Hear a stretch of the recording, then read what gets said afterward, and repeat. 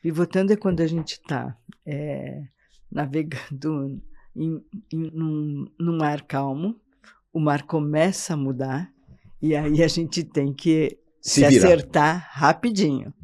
O meu compromisso é com o leitor. Quando o autor dá certo como autor, e ele começa a ter aqueles feedbacks incríveis que o livro mudou a vida, é isso que me dá muito prazer. Teu combustível. É meu combustível. Então, eu amorosamente faço da vida do autor um inferno, porque eu preciso fazer com que o leitor ele tenha a vida transformada através daquela leitura. Duas coisas. Não tenha medo de errar. Tenha medo de ser mais um na multidão e tenha medo do dia do arrependimento. Eu trabalhei com pacientes terminais, o cara que está lá no hospital para morrer, eu era médico. É tão duro ver o cara arrependido com a maneira com que viveu. E olha, 92% eu fiz.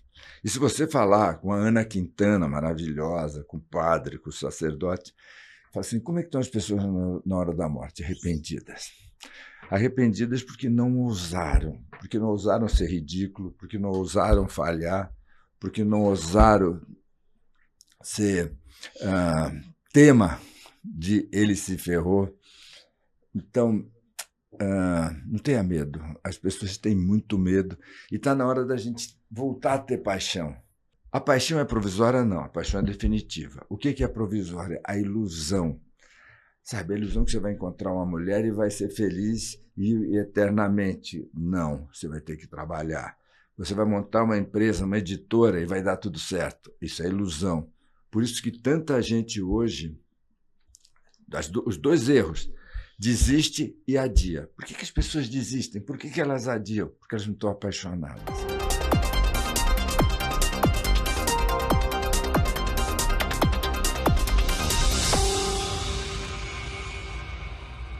Olá, bem-vindos ao Pivotando, dos erros aos grandes acertos. Esse programa aqui no SBT News, nos estúdios do SBT. Esse programa, você já sabe, toda semana eu trago empresários para contar um pouco da sua história, história de pivotadas da vida, pivotada nos negócios, sempre lições e aprendizados importantíssimos para a tua vida, para a tua carreira e para o teu negócio. E hoje o entrevistado é dose dupla. Dose dupla, dois irmãos que fazem um sucesso danado, cada um no seu jeito, cada um na sua história, na sua trajetória, e a gente vai seguir com a história deles, cada momento um ciclo, né? E uma pivotada que eles passaram, e hoje eles se encontram no sucesso, se assim podemos dizer, porque esse sucesso deles vem de muitos e muitos anos. Quem vê a foto muitas vezes não vê o filme, mas o filme deles é longo, uma grande trajetória. Senhoras e senhores, com vocês, Roseli Chiniachik Boschini e o meu amigo Roberto Chiniachik. Johnny, prazer estar aqui contigo, é sempre uma honra. Muita gente não sabe, mas assim, João é o mentor do meu filho Ricardo. Então, quando o Ricardo fala assim, conversei com o João, parece que ele foi assim, falou com Moisés, Maomé, Buda. Ou seja, a gente tem uma amizade que supera qualquer negócio. Mas ele esqueceu de dizer que ele é meu mentor, né? Ele esqueceu de falar isso, né? Você falou do filho dele, né? Quem faz pelos filhos faz pela gente, né? Mas o Roberto tem algumas passagens comigo que acho que ele nem sabe que, às vezes, uma pessoa que a gente admira e respeita, basta uma palavra, uma frase, muda a sua trajetória inteira de vida. Foi assim comigo. Eu vou falar um pouco sobre isso. E você, minha querida Roseli? Grata pelo convite.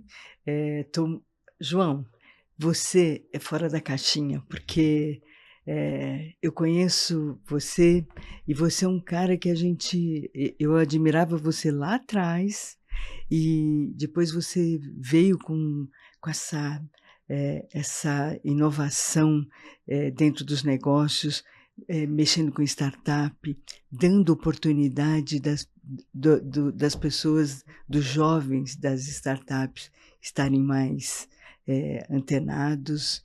E eu admiro você pela família que você tem. Obrigado. Então, é incrível. Você é um autor, para mim, muito importante e um amigo querido, viu? Obrigado, Roseli, carinho enorme por você também, por todos vocês, pela família Chiniachik.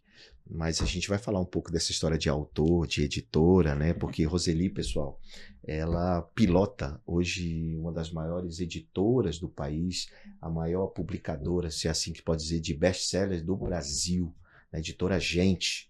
Essa gigante, grande parte, quase todos os meus livros foram pela editora Gente. E eu sou muito grato por isso, porque a editora abre as portas do universo que a gente passa a navegar e passa a transitar, e você foi a responsável por isso, me deu apoio lá atrás, né? Quando poucos abriam a porta, você foi lá e abriu. Fala de mim que eu ajudo tanta gente, mas também você faz muito por vários, por centenas. E você, Roberto? Quantas pessoas, né, você ajudou na vida? Quantos treinamentos? Você tem isso catalogado, Roberto? Não tenho. Um pessoal da equipe resolveu fazer uma matemática, né? Passaram, segundo eles, mais de 4 milhões de pessoas. 4 milhões de pessoas. Mas os meus treinamentos. Treinamentos, fora os livros. Livros, mais de 9 milhões de exemplares. Então, as pessoas dizem que cada livro é lido por 4 pessoas. Então, é muita gente. Bom, para começar, eu queria ouvir de você, Roseli, o que você entende por pivotando? Pivotando. Pivotando é quando a gente está navegando num mar calmo, o mar começa a mudar, e aí a gente tem que se acertar rapidinho. Então, eu tenho uma história bem bacana, porque eu me formei arquiteta, exerci a profissão, adorava a obra, mas principalmente eu adorava ver a vida dos peões de obra. Era incrível. Eles tinham família, eles tinham valores, eles tinham amizade, mas eu achava que o mundo podia ser diferente. Eu podia ajudar eles de outra forma, que dentro da construção civil eu não ajudava. E aí eu você não tinha pivotou condição. Sua vida. Eu pivotei minha vida para a editora Gente. Uau! Vamos lá, vamos saber dessa história toda, porque tem muito a ensinar. E você, Roberto, o que é pivotar? Para você que você tem um treinamento de pivotagem? Né? Eu tenho um treinamento chamado pivotagem existencial. Né? Pivotagem, ela vem da palavra pivô. E o que é o pivô? O pivô é aquele jogador do basquete. O jogador do basquete, ele recebe a bola, ele fica com um pé no chão e aí ele pode virar para um lado para o outro. Ou seja, quando a empresa ela está num negócio e ela muda, mas sem jogar tudo para o alto. Por exemplo, o Uber. Né? O Uber era uma empresa que alugava carros elegantes para festas. E aí, uma hora, alguém falou, opa, vamos pivotar esse negócio que o mercado está muito pequeno. Nós vamos proporcionar transporte para o planeta Terra. Isso é pivotar. Agora, na vida da gente, a gente pivota. Dá tempo de eu falar todas as minhas pivotagens? Vamos falar sobre elas, Mas antes eu preciso saber da família Chiniachik. Eu quero, Roseli, seu pai, sua mãe. Então vai, Roseli. Vamos lá. Vocês, classe média, classe baixa, como é que foi o começo? Como é que foi a Roseli estudante, junto com o Roberto, irmão, em mesma casa? A minha mãe, ela começou a trabalhar muito cedo. Ela começou a trabalhar com 8 anos e ela foi ser empregada doméstica numa casa grande e que era os donos da fazenda que meu avô trabalhava. E meu pai, ele foi também, a família veio do Japão com muita dificuldade e ele se empregou numa farmácia e lá o farmacêutico ensinou a ele a profissão oficial de farmácia. Oficial de farmácia? É tipo um enfermeiro? Um farmacêutico prático. Prático. Um técnico, né? Certo. Assim, não. E aí ele fez, né? Todas as etapas e virou oficial de farmácia. E aí, a minha mãe, ela é uma pessoa de uma visão incrível. se um dia a gente teve negócios, não foi por causa do meu pai. Foi por causa dela. Foi por Ela é causa a veia dela. empreendedora da família. Ela é que tinha veia empreendedora, que tinha visão de longo alcance. E Ela vendia? Tudo. Só não vendeu os filhos.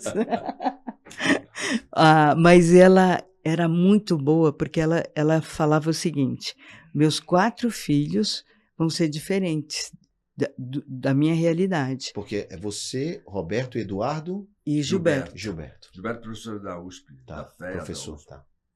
E aí ela falou, e vai ser através da educação, eles vão estudar. Certo. Então, ela proporcionava para a gente um monte de livro. E ela sustentou, junto com o seu pai, sustentou a família até a faculdade de vocês. Vocês moravam todo mundo junto. Todo mundo junto. Até a faculdade. Então vocês tinham uma vida tranquila, digamos assim. Vocês não precisavam trabalhar para se sustentar? Precisar, não. Mas eu já na faculdade de medicina já me virava. Mas quando você entrou na faculdade, você se virava. Mas antes, enquanto estudante, não. Nem um dos 4 precisou. Não. Tá, então ela fazia questão que vocês fez questão que vocês todos se formassem. Você arquiteta, você médico, né? E o professor, né? Administrador. E o Eduardo, psicólogo. Administrador. O Du também. Então, o Gilberto, ele não é administrador, é psicólogo. Psicólogo. E ele é especialista em cultura organizacional. Tá. E o Edu você conhece o Edu? Bom, e aí, qual é a ordem? Quem é o mais velho? Como é que é isso? Se você perguntar para o Roberto, ele vai falar que eu sou mais velha, tá? Não, ele é o mais velho, depois vem o Gilberto, vem a Roseli, vem o Eduardo. O Eduardo é o mais novo. O Eduardo é o mais novo. E aí depois cada um foi pro seu lado, cada um foi se formando, foi saindo de casa, foi casando, foi tendo a sua vida. De verdade, a gente sempre continuou junto. Eu e a Roseli, com a editora a gente estava sempre ligado. A Roseli é minha mentora, anja da guarda, né? Muita gente acha que eu que fico cuidando dela, ao contrário, ela que cuida de mim. Hoje eu fui para uma reunião para entrar numa empresa, aí eu pergunto para ela fala, olha, esse cara é um bom sócio, isso aqui não é, isso aqui você tem que pensar nisso, pensar naquilo. O Edu é o terapeuta da família, o Edu Chiniachik. O Gilberto, ele é o culto, né? Ele é o sujeito que fez mestrado no INSEAD, doutorado em Wharton, mas tem uma vida universitária riquíssima. Mas não vai para a mídia como os outros Chiniachiks. O que a medicina moldou? Como é que você chegou a virar palestrante, escritor? Quem nasceu primeiro, o escritor? Porque não tinha editora na época, né? Não. Então eu queria saber qual foi o gatilho para a editora, né? Quem foi a ideia de fazer editora e por quê? Porque ela era arquiteta, fazia a obra e ela acabou de falar que as histórias dos mestre de obra, do peão lá, inspirou, mas você fez medicina, aí você começou a fazer palestra? Eu fiz medicina. É uma história interessante. Eu tinha dinheiro para a faculdade, mas eu não tinha para os extras. E eu cheguei na faculdade, eu tinha um amigo chamado Serginho Lenharo, que virou diretor da Faculdade de Medicina. Nós dois éramos durangos. E eu comecei a ver... Durango é liso. Liso, sem dinheiro. E eu comecei a observar que o danado do Serginho, a gente sempre levava o sanduíche, que a gente tinha o dinheiro certinho. O Serginho começou a pedir misto quente, salada, né? Mas, Serginho, de onde está aparecendo essa grana? Ele falou, China, o doutor Célio Gayer, que era o chefe da cirurgia, ele monta uma equipe todo ano de assistente de cirurgia e a gente ganha uns trocados aí cada vez que tem uma cirurgia. Aí eu falei, opa, eu quero isso. Aí eu estudei, passei para essa equipe. Então, a partir do 3º ano, eu entrava nas cirurgias. Minha cabeça era uma cabeça de cirurgião. E isso fica até hoje. Assim, você conversa comigo, quem conversa sabe que eu quero resolver. Não sou aquele cara que fica conversando muito tempo. Mas eu queria ser terapeuta. Aí eu fui ser terapeuta, larguei a cirurgia. O meu professor, Célio Gayer, né, falou, Roberto, fica aqui, seja meu assistente. Eu falei, pô, eu vou para psiquiatria. Eu lembro que ele falou, por que você vai para psiquiatria? Você não é burro? Então, aí eu fui terapia individual. Aí eu inventei terapia de grupo. Não existia terapia de grupo. Aí eu fui um dos que inventaram palestras e marketing digital e por aí vai. Bom, cada um... E aí eu já posso dar um conselho, se você me permite. Vamos lá. Que é importante as lições em cada momento. Quando eu era médico e fui para terapia, o que todo mundo falava? Assim, pô, puta enrolão, vai ganhar dinheiro conversando. E uma outra frase assim, se ferrou, não vai ganhar dinheiro nem sonhando. Aí eu inventei terapia de grupo. O que um grupo falava? Enrolão, vai ganhar dinheiro de 10 caras, 10 otários. Aí, o outro vai se ferrar, não vai dar dinheiro. Aí eu inventei palestra. Aí metade dos terapeutas, enrolão, não vai dar em nada. Quem que vai querer assistir palestra de 500 caras mesmo? Aí eu fui para o marketing digital. Enrolão, quem que vai querer ficar assistindo vídeos? Se ferrou. Então, sempre que você inventa algo novo, vai para algo novo, uma coisa básica, você vai perder os amigos, colegas de uma etapa. Então, o pessoal de palestra não veio para o mundo de marketing digital. Por quê? Porque o pessoal de terapia não veio. Então, sempre, quando você vai para um novo jogo, você vai ver que você não frequenta a mesma turma. Por quê? Porque os caras não vão te apoiar.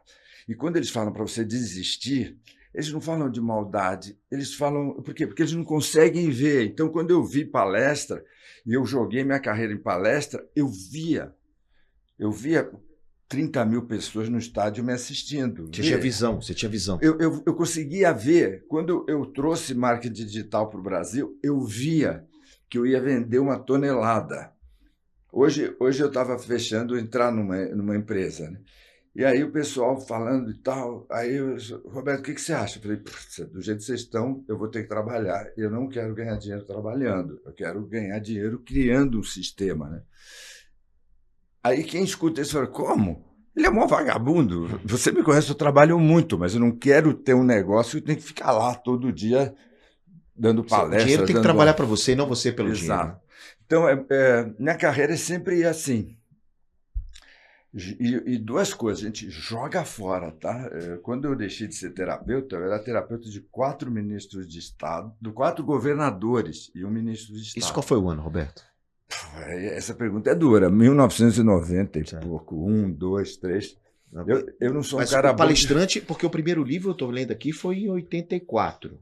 Isso. Foi quando nasceu a editora com o seu primeiro livro. E qual foi o primeiro livro? A Carícia Essencial. A Carícia Essencial. Que veio dessas terapias de grupo? A Carícia Essencial veio de terapia, mas também é uma história interessante. Eu acredito muito em portal. Se eu fosse numa astróloga, numa taróloga, e essa pessoa, no dia 29 de janeiro de 1984, falasse assim, você vai ser um dos caras que mais vai vender livros no mundo. Eu ia sair de lá e ia falar, pô, errou totalmente, eu não escrevo, não gosto de escrever. Mas eu tinha um mentor chamado Marco Antônio Garcia Oliveira, e ele foi meu mentor e minha carreira subiu muito rápido. E o Marco falou assim, Beto, agora você tem que escrever um livro. Eu falei, pô, Marcos, eu não sei escrever. Você tem que escrever um livro. E eu fiquei com aquilo na cabeça. Eu peguei o avião para dar um curso no Peru e eu falei, eu vou escrever um livro. Cheguei lá no Peru, o pessoal da Avícola San Fernando falou assim, Roberto, vamos viajar, vamos não sei o quê, a gente está com lucro, vai ter uma viagem de prêmio. Aí eu falei, eu vou voltar e escrevi. Então, eu acredito muito no negócio chamado portal, que nem o Indiana Jones ali na montanha, o Harry Potter na estação do trem. Quando o portal se abre, cara, se joga. Por quê? Porque ali todo o universo está te jogando nessa nova viagem. E eu tenho certeza que se eu te falasse assim, não, eu vou com eles para Cusco e Machu Picchu e a semana que vem eu escrevo o livro. Não teria dado, o portal teria se fechado. Você embarcou na Editora Gente nesse período de 84 ou você ainda estava na arquitetura? Eu estava na arquitetura, quando eu fui convidada pelo Roberto, tinha 1 ano a editora. Já estava 1 ano a editora. Porque você foi o livro, quantos anos depois nasceu a editora deste primeiro livro? É o seguinte, eu ofereci, me dá vontade de falar as duas que eu ofereci. Vai? Plá. Não, são 2 amigos. Mas eles falaram, não dá, Roberto, nesse prazo, nesse ritmo. Aí eu fiz editora. Não, peraí, você 2 amigos que você ofereceu o livro para 2 editoras. E os 2 negaram. Os 2 falaram, não vai dar. Certo. Aí eu falei, vou fazer produção independente. Ou seja, eles, rapaz, já que ninguém quer publicar meu livro, eu vou fazer meu livro. E aí, então, era Editora Gente, era uma marca de fantasia, não tinha nem empresa, porque eu lancei correndo. Mas o nome veio de quê? Porque o Instituto Gente... Já existia o Instituto que você Gente. Fazia palestras e DVDs gravados e tal. O Instituto era que fazia esse grupo de terapia, era o CNPJ que você usava. Então você aproveitou o mesmo nome para criar a editora. Isso. E aí a Roseli veio e organizou. Aí a Roseli veio com a experiência dela de arquitetura para fazer a gestão da editora. Gestão, era simplesmente gestão. Porque, afinal, o Carícia Essencial vendia 10 mil livros em 2 meses. Mas vendia bem, então. Vendia bem, era um best-seller. Era o máximo, imagina, na época, 40 inclusive. anos atrás. Sem publicidade, sem nada. Então, ele conseguiu distribuir nas livrarias tudo? A gente tinha um único distribuidor. Não, a gente tinha 2. 2. A gente tinha o Ari Benklovics da Nobel, então, todo mês, 10 mil. Então, 5 mil ia para o Ari Benklovics e 5 mil para o Brasilivros. Brasilivros, o Juarez. Imagina. Vendia muito. Vendia muito. Mas assim, qual foi o gatilho para você largar a arquitetura e aceitar o convite do Roberto? Por causa que você era muito colada com ele? Não. Você acreditou mesmo que a editora poderia... Ou você já pegou o negócio com 10 mil livros vendidos por mês e disse, cara, isso aqui tem um business aqui. Qual foi a pivotada? Porque foi uma grande pivotada na sua vida. Foi. Primeiro, eu gostava muito de livros, muito. Segundo, eu podia ajudar muita gente, que eu não podia fazer isso na arquitetura. Certo. Então, através dos meus autores, eu podia ajudar muita gente. Mas você só tinha um autor, Roseli? Um autor. Você só tinha um autor. Mas você acha? Um negócio que não tinha tinha um faturamento, que já estava começando. O Roberto, ele te hipnotizou? Não, ele não me hipnotizou, não. Mas o Roberto, ele tem uma estrela que faz com que a gente siga cegamente ele. E ele já trabalhava como terapeuta e ajudava muita gente, muita gente. Então era incrível ver isso. Era incrível ver os depoimentos que chegavam dos livros, sabe? E assim, era um livro que não tinha publicidade nenhuma. Certo. E você já ganhava dinheiro, Roberto? Já ganhava bastante dinheiro. Ganhava bastante dinheiro como terapeuta, fazendo o grupo lá da editora Gente, que Instituto Gente. Que é uma história forte, né? Eu provavelmente ia ser um professor universitário, eu adoro estudar, pesquisar, mas meu filho mais velho, Leandro, nasceu com paralisia cerebral. Já nessa época? Já nessa época. O Leandro está com 44 anos. Então, eu precisei fazer dinheiro. Para quê? Para pagar o tratamento do Leandro. Então, eu já foi uma pivotada na sua vida total, né? Porque tinha que dar cursos, tinha que viajar pelo Brasil, pela América Latina. E tinha que cuidar dele, né? E tinha que cuidar dele. E o tratamento do Leandro. E é muito legal isso, assim. Muita gente... Eu estou com uma mentoria nova chamada Love, né? Por que eu estou falando de Love, de paixão? As pessoas hoje vivem no medo, né? Então, como que pai educa filho para estudar? Tem que estudar, senão você vai repetir de ano. Tem que estudar, senão você não entra na faculdade. É medo, medo, medo. E a gente precisa ensinar as pessoas a amarem.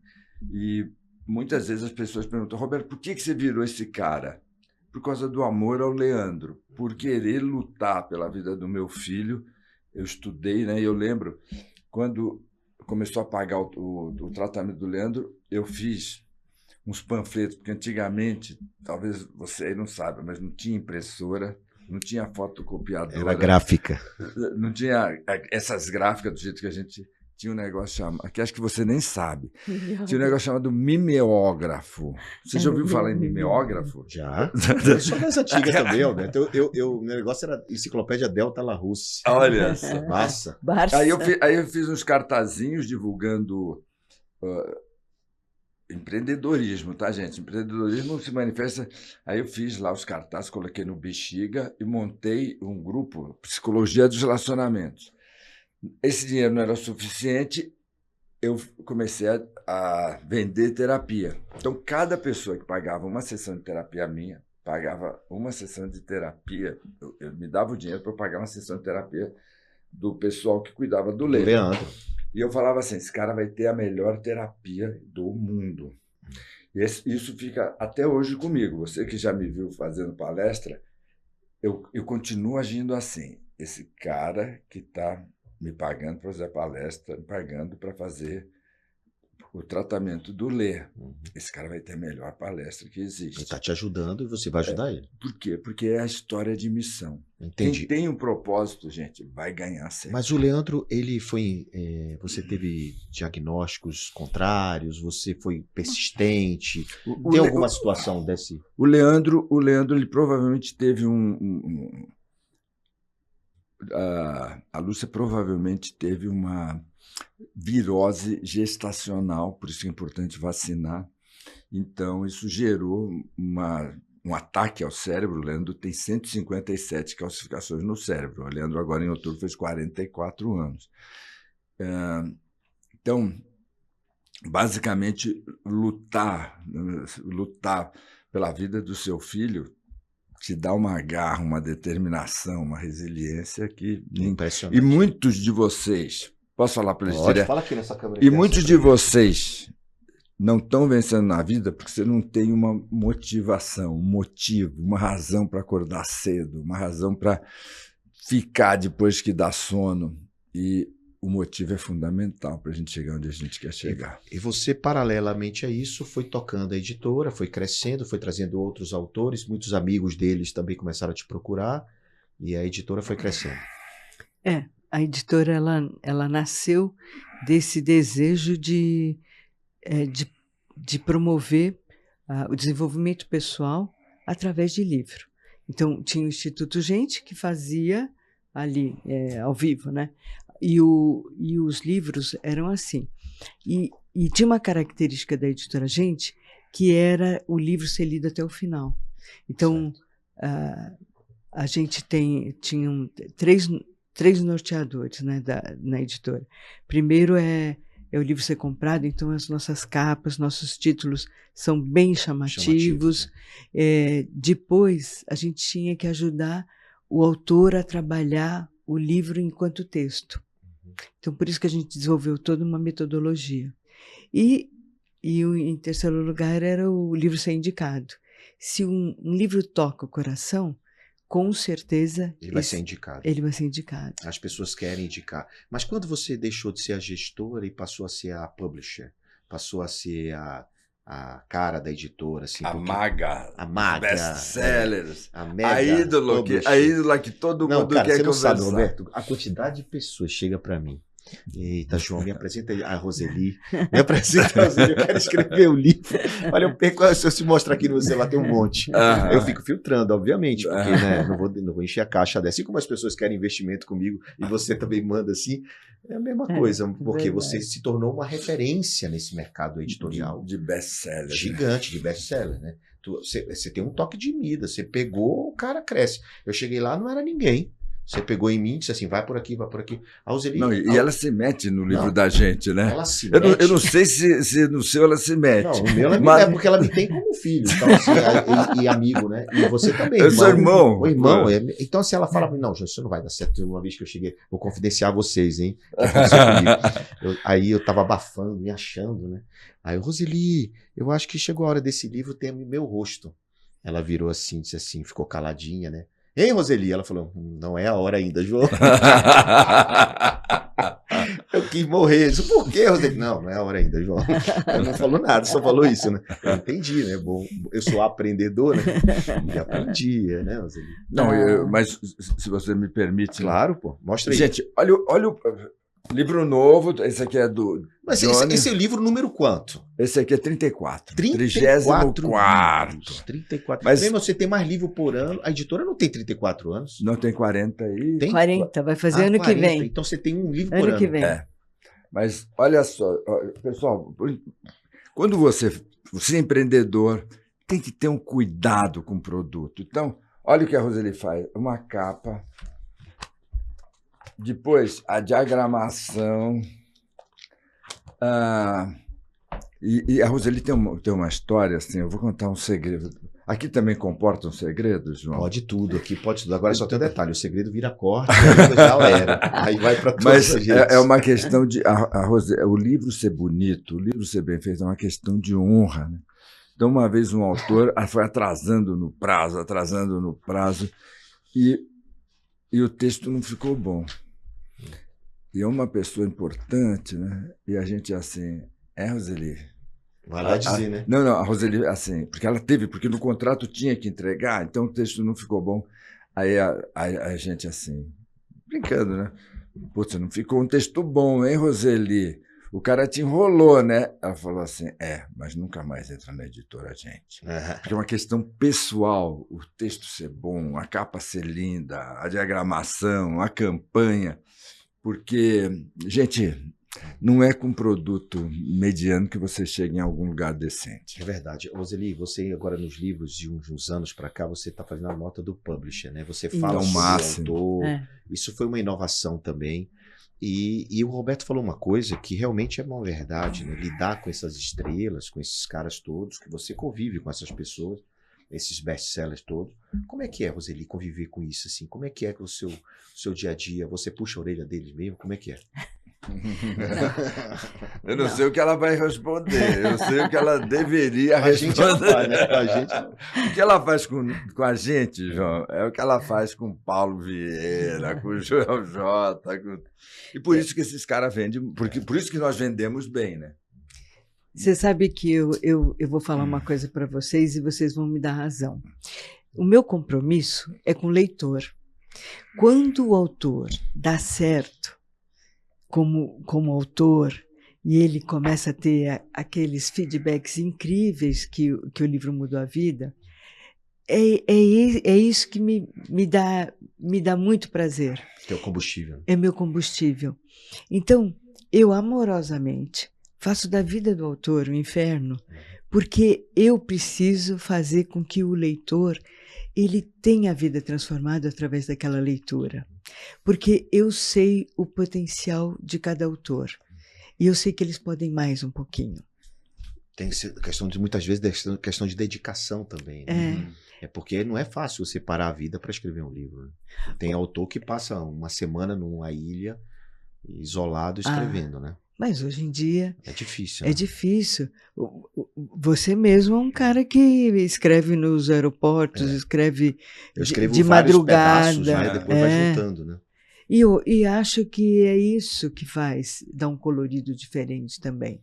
E são autores que têm um estilo completamente diferente um do outro. Né? Você sabe, quando você lê o livro do Roberto, você tem parece que está ouvindo ele falar. Você lê o livro do João, parece que está ouvindo ele falar, né?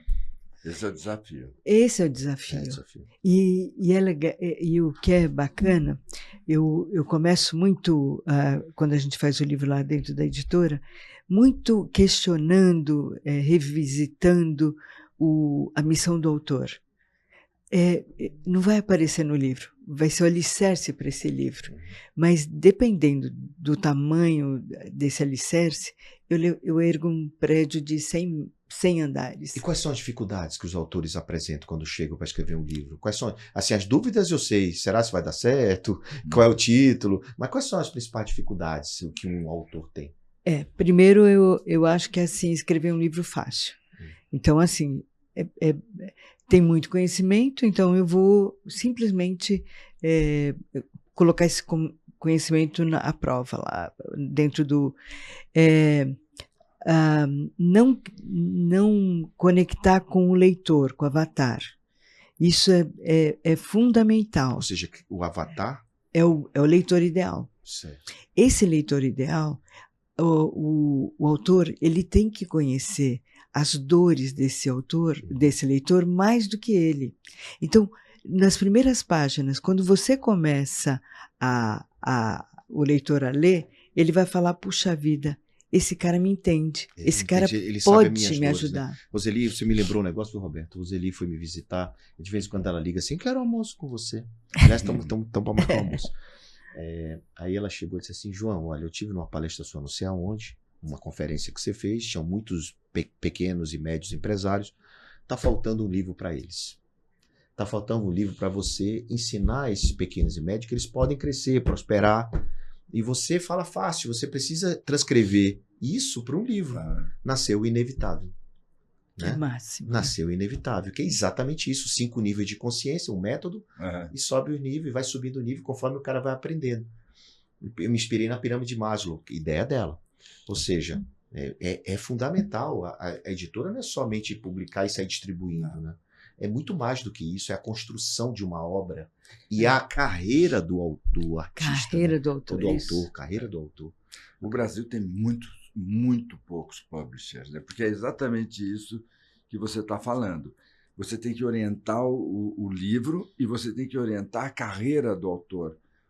Então, por exemplo, às vezes eu vejo que a pessoa sai brava, sai frustrada.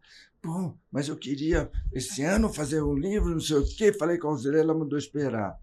Por quê? Porque o livro que ele tem está subindo. Aí vai lançar um outro, trava o crescimento, vai atrapalhar. Só ela sabe isso, né? Mas, Roberto, voltando aqui para você e saindo um pouco da editora, hoje você, além de ser um speaker, um palestrante internacional, você tem métodos, você criou o método Now, você criou o movimento do Now, né? Você criou muitas coisas ao longo da vida, e então você, só para recapitular, você tem a editora junto com a Roseli, você tem o Now, que é um programa, um método, você tem as suas palestras, e você tem os seus investimentos, que a gente investe junto em startups. Você foi um dos pioneiros a investir no Silicon Valley, tem várias startups famosas. Estou no ChatGPT, exatamente, tem várias startups famosas que você investiu, você foi visionário nesse sentido. O que mais que você tem de coisas além dessas empresas que eu falei? Olha só, porque eu acho, gente, a vida é tão interessante, né? Então, por exemplo, eu invisto em algumas empresas. Investi na Olivia, na Kill, agora na Maxia de inteligência artificial. A gente tem as mentorias, a gente tem os programas, os treinamentos, os eventos, os grandes eventos. A gente vendeu para a Eduz, acabou de vender, que a gente participava lá, o Gentilabs. A gente tem mentoria individual ou em grupo. A gente também tem, talvez a coisa mais bonita, a gente tem os nossos projetos sociais. Então, eu tenho um grupo de palestrantes e qualquer ONG que precisar de uma palestra, vai lá no meu Instagram e fala, olha, nós somos uma ONG, Recife, onde for, e nós vamos dar um jeito de mandar um palestrante fazer essa palestra. Autor, geralmente. É um colega palestrante. Então, a gente tem uma equipe... Mas você ganha dinheiro como, Roberto? Quer dizer, eu ganho dinheiro do jeito certo. Do jeito certo. Eu ganho dinheiro do jeito certo. Eu ganho como palestrante, eu ganho como mentor, eu ganho como sócio da editora Agente, eu ganho como autor, eu ganho como investidor. Até hoje, 100% do que eu investi. Quem quiser ganhar dinheiro, pede para eu investir, que eu estou 100%. Então, hoje você está muito com o chapéu de investidor. Né? Então, eu tenho vários negócios e esses vários negócios vão me dando um pouquinho de cada. Eu sei, mas qual é o negócio que hoje é o negócio que mais te dá, você acorda e dá vontade de fazer hoje? Eu continuo sendo um mentor, eu continuo sendo palestrante, eu continuo sendo um terapeuta. Eu adoro, né? A gente já conversa, eu adoro ajudar alguém a abrir sua cabeça, a ver o que ele pode fazer, ver o que ele pode conseguir na vida. Então, esse é o que eu mais faço. Mas isso, sei lá, por exemplo, eu tenho investimento na China, eu tenho investimento em startup na Índia, e cada um vai dando. E para quem está começando, gente, essa é a grande dica para você. Então, eu posso até contar uma história. Leandro ficou mal, internou, e aí eu fiquei, então, dívida, e eu fiquei doente. E eu não podia atender os clientes de terapia. Ali eu falei, eu preciso montar uma empresa. Montei Editora Gente. Então o gatilho foi isso. Foi isso. O que eu perguntei, o gatilho foi esse. Entendi. Então, mas procura ganhar dinheiro, nem que seja um pouco, de vários negócios, de várias frentes. E principalmente, o João deve falar isso para você, passive income, não sei como é que fala isso em português. Você deve falar renda passiva, renda passiva. Renda passiva. Renda passiva. Eu estou aqui e está entrando dinheiro lá de venda de direitos autorais de livro. Eu traduzi o renda passiva, é fazer o dinheiro trabalhar para você. Ganhar dinheiro sem trabalhar. Ou seja, não é bem assim, né?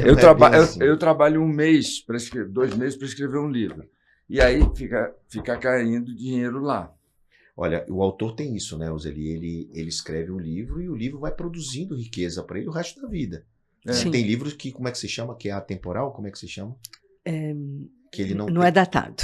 Não é datado, isso. né? Ou seja, ele é a vida toda, né? Ele não é período. Agora é esse ano que... Não é sobre pandemia, é um livro para a vida toda. Né? Um livro... E tem muito isso, né?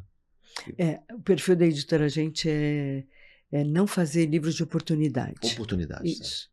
Então a gente faz livros... Eu vejo que a Roseli faz umas coisas que o mercado livre fala, ela é louca, e a gente sabe que ela está certa. A pessoa acabou de sair do BBB, ganhou o BBB, chega na editora, não, eu quero fazer um livro por conta disso, chega, não vale a pena, não entra nessa. Não é aquele cantor de uma música só, né? É uma longevidade. Eu gosto de autor que queira carreira de autor. Porque quem quer carreira de autor está disposto a fazer mídia, está disposto a fazer palestra, está disposto a se expor. Como eu soube que o nosso nobre entrevistador acabou de fazer uma palestra, foi isso, hein? Em Natal, e ficou 3 horas. 3 horas autografando. Parabéns, viu? E uma fila gigante. Não, e cada hora é num livro diferente, né? Cada um compra o livro conforme o seu interesse. É um livro de gestão, um livro de smart money, um livro... A gente vai falar já sobre isso, porque eu tenho uma marca na Editora Gente, que eu acho que eu fui o primeiro título em inglês da editora, né? É verdade. O Smart Money, que foi um problemão. E o Ricardo foi meu defensor lá, Ricardo, né, seu filho. Não, tem que ser. Meu mentor. Porque é uma palavra em inglês, então vocês aceitaram, porque também o Roberto, ele tá no conselho lá e ele vive no mundo do Smart Money também. Né? Tem que ser. Então o livro, ele era aquela palavra, não tinha como não ser, né? O livro era o ensinamento do Smart Money. A gente gosta do autor. A Editora Gente é a Roseli, mas a gente como família, que eu quero daqui a pouco que você pergunte sobre o que é ser um chineachique, né? Mas o que é ser um chineachique? Um chineachique, né? Um dos chineachiques. Mas a gente gosta de empreendedor, autor empreendedor, sabe assim? Eu tenho um carinho muito grande pelo Paulo Vieira, porque o Paulo Vieira, se chegar para o Paulo e falar, Paulo, vamos plantar livros em Marte, ele não vai achar louco. Ele falava, porra, eu nunca pensei nisso, bora lá. Você é outro, né? Você é outro que a Roseli chega e fala, pô, eu falei para o João que deu... E aí, o que ele falou? Não, que vamos fazer. Então, por isso que a Editora Gente ficou uma editora grande, porque tem uns 10 autores que são empreendedores, que têm essa cabeça de inovação, de arriscar. E uma coisa importante, moçada, o João deve estar falando isso para vocês, não tenha medo de errar. Tenha medo, 2 coisas. Não tenha medo de errar. Tenha medo de ser mais um na multidão e tenha medo do dia do arrependimento. Eu trabalhei com pacientes terminais, o cara que está lá no hospital para morrer, eu era médico. É tão duro ver o cara arrependido com a maneira com que viveu. E olha, 92% eu fiz.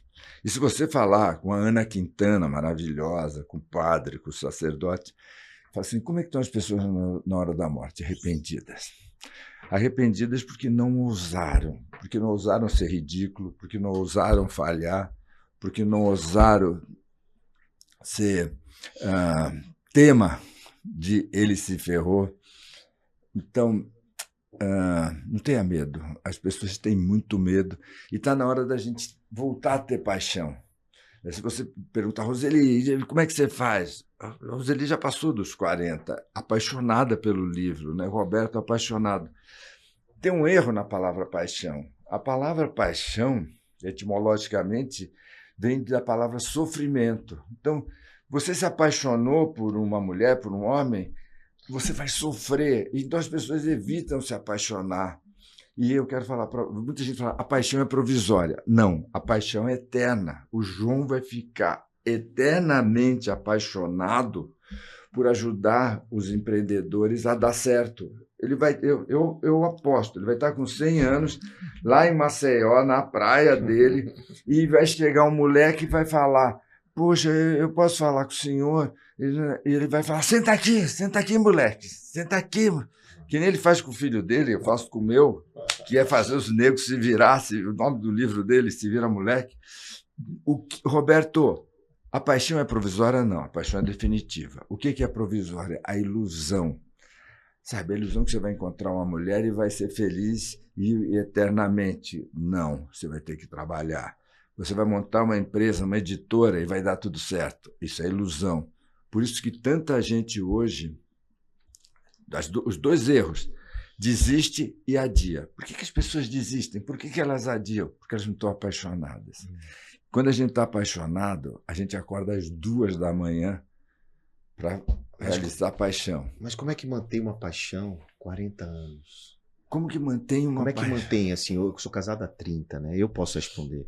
Mas o que eu perguntando no entrevistado aqui é você. Uhum. Como é que a pessoa que está nos assistindo consegue manter a paixão? A regra básica da paixão, tem uma mentoria chamada Love que eu vou ensinar isso. A regra básica da paixão, define o que você vai ser sua paixão. 2, mergulha na experiência. 3, arruma pessoas apaixonadas, convive com pessoas apaixonadas. E 4, programa teu cérebro, porque provavelmente teu cérebro está programado para desistir. Teu cérebro está programado para broxar e precisa programar o cérebro para viver uma paixão. Roseli, antes de eu perguntar para o Roberto sobre a família de novo e também sobre o método, até porque ele falou da mentoria, a gente precisa chegar na mentoria, eu queria também, você tem um treinamento para futuros autores, né? Sim. Que se chama Mentoria Bestseller. Isso. Onde a pessoa que quer escrever um livro, mas ela não sabe nem por onde começar, ela vai nesse... Como é que... Fala um pouco desse treinamento. Esse treinamento eu criei por conta Quantos anos? 3 anos? Desde 2012. Faz tempo. Né? E o que é legal é o seguinte, né, era presencial e na época da pandemia eu tinha que entregar um grupo e não podia. Né? Então, depois de 2 meses, eu coloquei ele online numa plataforma.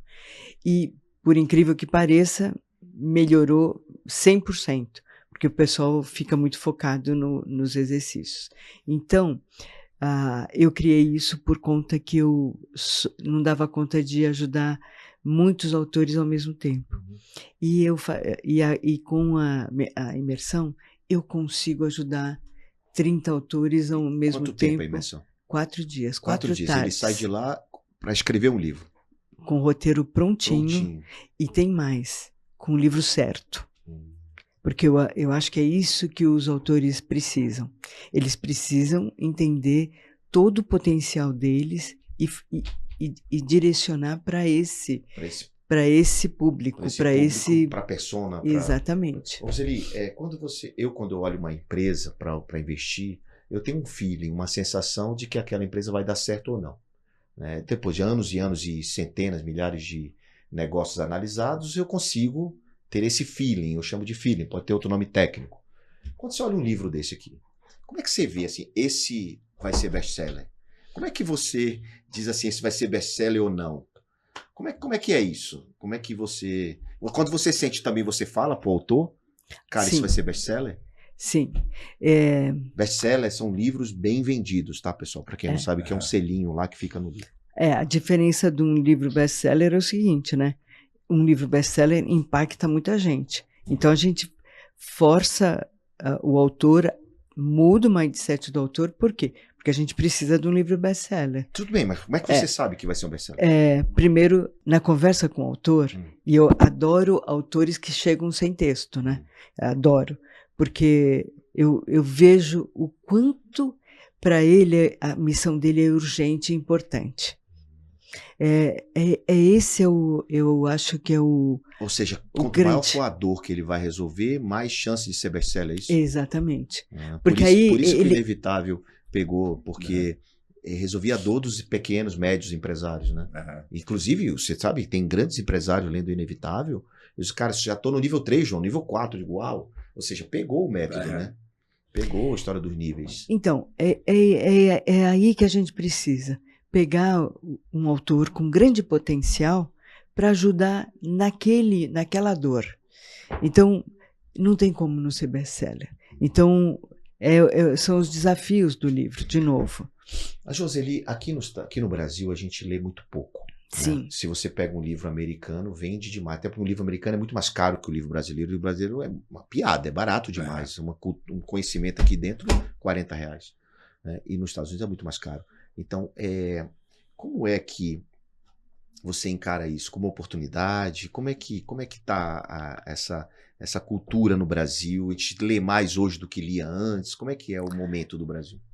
Eu acho que primeiro precisa de política pública de livre leitura, né? Então, por isso que o Ministério da Cultura, Ministério da Educação, eles são importantes e deveriam de cada vez mais, principalmente ter bibliotecas mais equipadas com livros palpitantes e livros que as pessoas precisam. E não um livro só técnico, né? Não livro só. Não, é livro meio embolorado, porque o problema é ótimo. Vocês estão trazendo cada tema aqui. Não, porque a gente precisa de livros que são lançados a todo momento. Porque quando a gente vai numa biblioteca, a gente vai ver para ver novidade também. Então, sei lá, as crianças amam de paixão livros que estão numa pegada diferente, né? Então, é isso que é importante. Eu acho que essas coisas dos livros, e acho que é importante também as famílias. Na pesquisa de retratos da leitura, o maior modelo para as crianças poderem ler são os pais. Exemplo dos pais.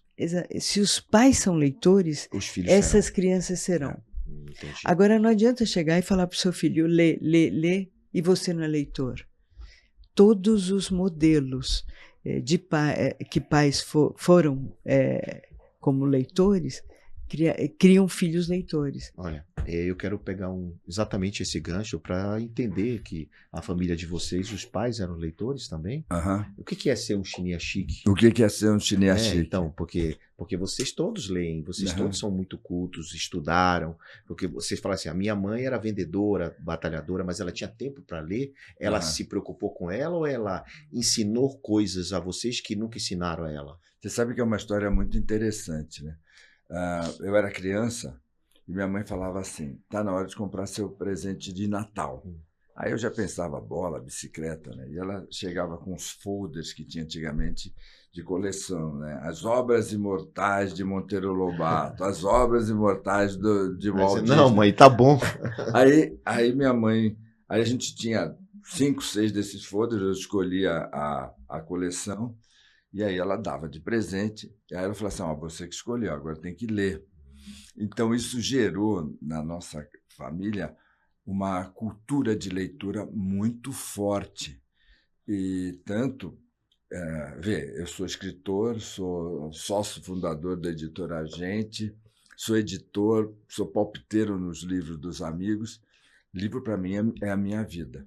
Mas eu estava lá em Maceió, quando eu fui fazer palestra, 3, 4 anos atrás, lá no evento da Tracto, né? E estava eu, Roseli e o Edu Chiniachique, né? Para quem não sabe, é a nossa família, Arthur Chiniachique, palestrante, agora fazendo medicina, Ricardo Chiniachique, Gilberto, psicólogo. E eu recebi um dos maiores elogios que eu recebi na vida, né? Alguém da turma lá, que eu não lembro qual, falou assim, O Brasil tem 2 clãs para se orgulhar. No jiu-jitsu tem os Gracies e no desenvolvimento pessoal tem os Shinyashiks. Todos os Shinyashiks São faixa preta. São faixa preta em desenvolvimento pessoal. Para mim, ser Shinyashiki é muito isso. É uma pessoa, um ser humano que quer que o outro suba na vida, prospere. E eu tenho muito orgulho de ser um Shinyashiki. E aí você vê, né, pessoal? Isso veio de uma base familiar, né? A mãe provocando o pai, todo mundo, e formou os 4 filhos, e são todos prósperos e que ajudam a comunidade. Roberto, aproveitando, quando eu falei do Now, eu esqueci de dizer que você tem uma técnica da mente blindada, né? O que é a pessoa ser mente blindada? O que é que... Por que a pessoa tem que ter uma mente blindada? O que quem está nos assistindo, ouvindo, tem que entender sobre mente blindada? Bom, só lembrando, eu sou médico, psicoterapeuta. Muita gente pensa, o Roberto ele só fala para empresários. Não, eu tenho uma formação de psicoterapia. Certamente é a minha maior formação. Vê, a nossa mente tem que ser treinada. A nossa mente tem que ser treinada, né? Um desses times estava falando agora que está para ser rebaixado, precisa ganhar o jogo, como é que faz? A mente dessa pessoa, do atleta, ela está solta. Então, por exemplo, o time está lá, precisa ganhar para não ser rebaixado. Toma um gol. Na hora que toma um gol, o atleta assim, meu Deus, se perder de novo. Certamente, o Botafogo, que estava praticamente campeão e perdeu 15 pontos de vantagem. O que aconteceu? Perdeu o primeiro jogo. Ninguém trabalhou a mente do atleta. Então, toma um gol. Toma um gol, a mente do atleta já começa. Putz, se a gente perder... E vem a pressão da torcida, de todo mundo. Mas a maior pressão, João... É dele mesmo, né? É da pessoa. É isso que é a mente blindada. Quanto mais forte você for... Você tem que trabalhar para ter somente um foco, a próxima jogada. Então, quando eu trabalhei com tenistas, a tendência do tenista estava ganhando, está perdendo. Aí a mente fica assim, se eu perder, ele só tem que se preocupar com uma coisa, a próxima jogada. Se a bola está com ele, o próximo saque. Ele vai devolver a próxima devolução. É sempre o que ele está fazendo naquele momento. Porque se a mente for lá para trás, ele atrapalha o momento, é isso? É isso. Agora, o que está acontecendo com o planeta Terra? A gente está percebendo que a violência está aumentando, a depressão está aumentando, porque é o tema desse livro. Porque é muito estímulo, é muita distração, e a pessoa não tem uma mente que fica focada no que ele quer. Então, o sujeito sai tranquilamente. Eu vou conversar com meu filho. Da cozinha até a sala, ele começou a mexer no smartphone e vai lá, e aí o filho fica lá esperando. Por quê? Porque a mente das pessoas está muito distraída. E é nosso dever como empresário. Então, eu estou com as pessoas da minha equipe. Esses dias mesmo, domingo, eu estava com um assistente meu, a gente estava no evento, e a gente está fazendo um programa de inteligência artificial. E ele assim, Roberto, mas com esse programa não vou fazer isso. Eu falo, fulano, me entrega esse programa. Esse aí primeiro, né? Me entrega esse programa. Aí o cara, Roberto, não sei o que. Aí uma hora ele ficou nervoso. Eu falei assim, olha, antes de você ficar nervoso, vamos parar a conversa, mas põe na tua cabeça, eu tenho que entregar esse programa. Mas o que fiz? Você vive isso, né? A gente encontra com a molecada, porque eu vou criar um unicórnio, eu vou criar um unicórnio. E aquela frase do palestrante americano, você já arrumou sua cama?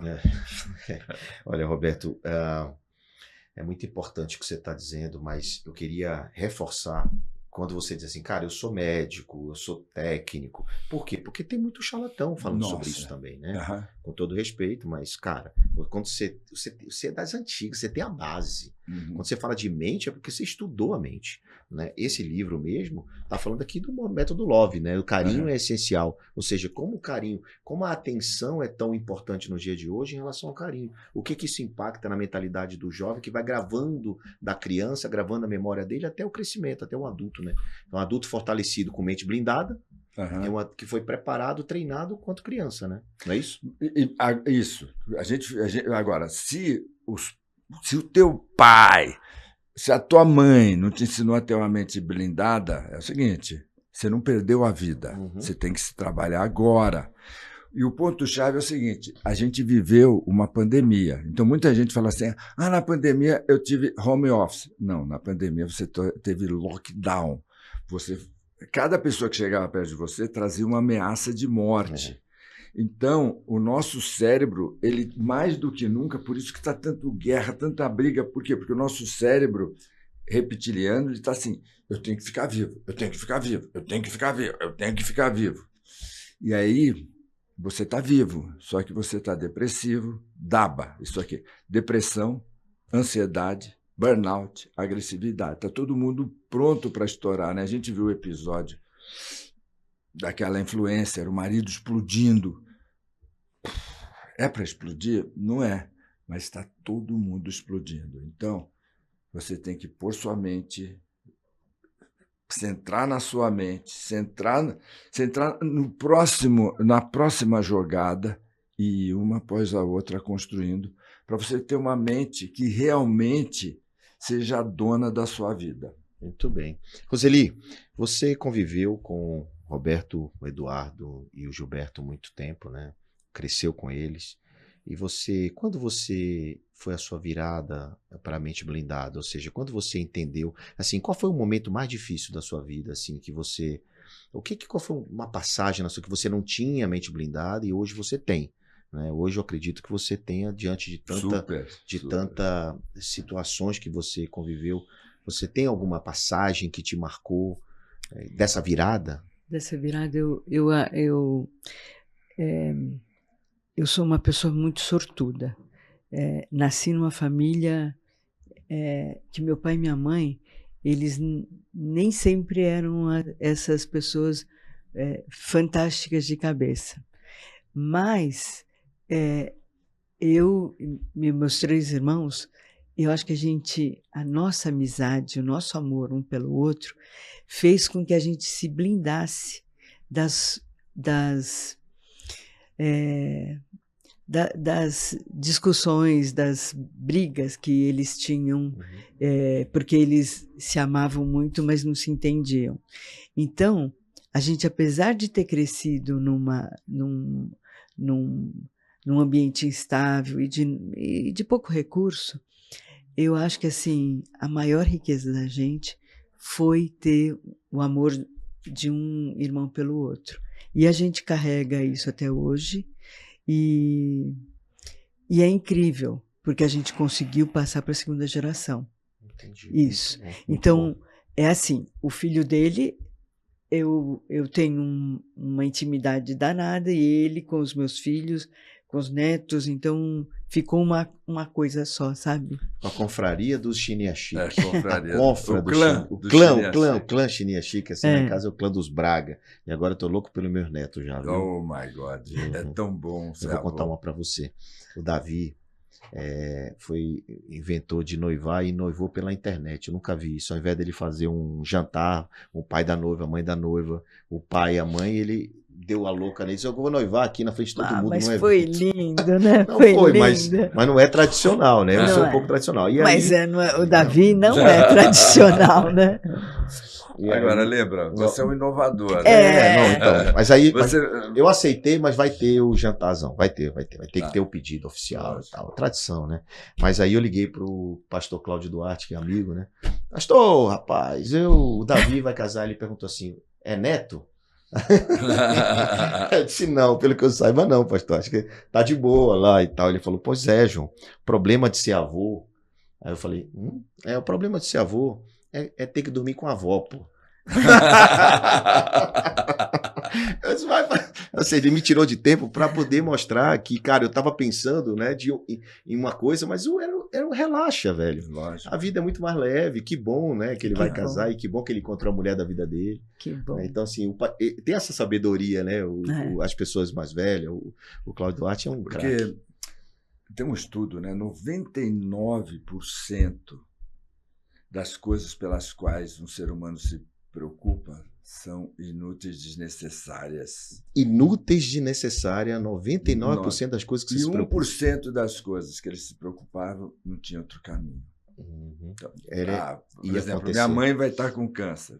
Vai estar com câncer e não tem muito o que você fazer com a sua preocupação. Só que você ficou preocupado, acabou chegando perto da sua mãe mal-humorado, cansado, que não dormiu e não deu amor, não deu afeto.